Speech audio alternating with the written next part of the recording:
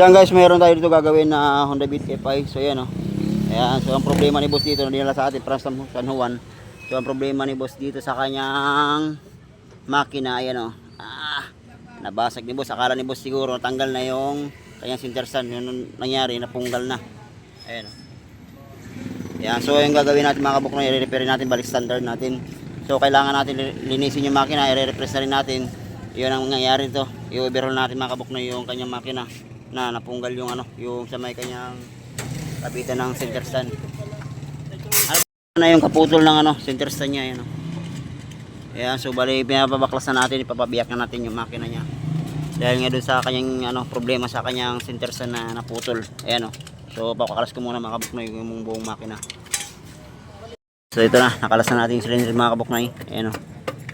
Ayan, so inaantay natin yung crankcase para mahinang natin balik standard yung nabasag na center stand. Ayan o.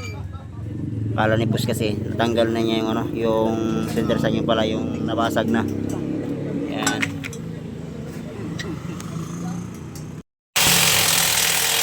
Siya guys, ito na yung hinangin natin. Ayan o. Ayan, so nakalas na rin sa sa kanyang sigunya, nakalas na rin. So ayan o. Ayan, so ito gagamitin natin na panghinang yung gamit sa TIG. Ayan o. So may TIG naman ako mga kabuknoy. So yun nga lang, hindi ko pa nagagamit. Ayan o. Ayan, so hindi ko pa nagagamit yan. Napapag-practicean ko pa lang kung paano ko gamitin. So hindi ko pa nakukuha yung timpla ng ating TIG. So ito lang muna yung gagamitin natin. Yung TIG yung panghinang natin, hindi na brake shoe. Saka ito na yung didikit natin. Ayan o. Ayan, yung mga kabuknoy.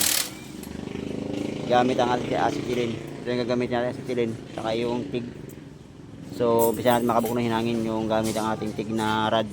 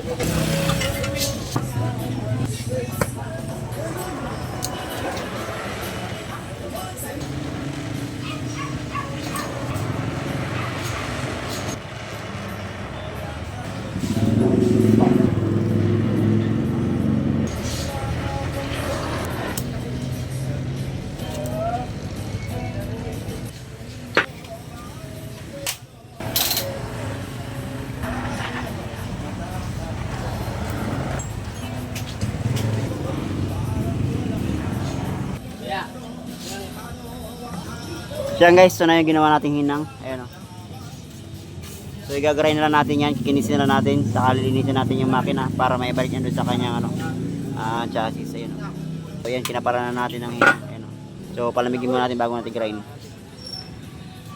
Na natin yung ating hininang sa may Honda Beat. Ayan o. Ayan. So yan, bali salapak natin, hugasan natin mga kabuknoy. Sa may mga ganitong problema mga kabuknoy na nabasag yung sa kanyang drain plug, nabitan ng center stand. So i-PM nyo lang ako sa aking YouTube channel at sa aking Facebook page mga kabuknoy. Yun. So linisan natin mga kabuknoy. So yan guys, ito na yung ginawa natin oh. Ayan. So ikabit na natin yung bagong center stand. Ito na yung hininang natin, balik standard. Diyan na.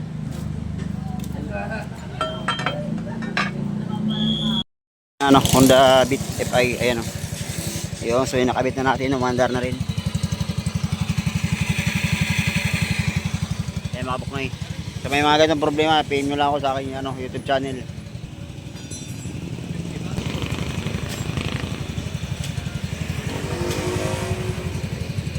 Ayan.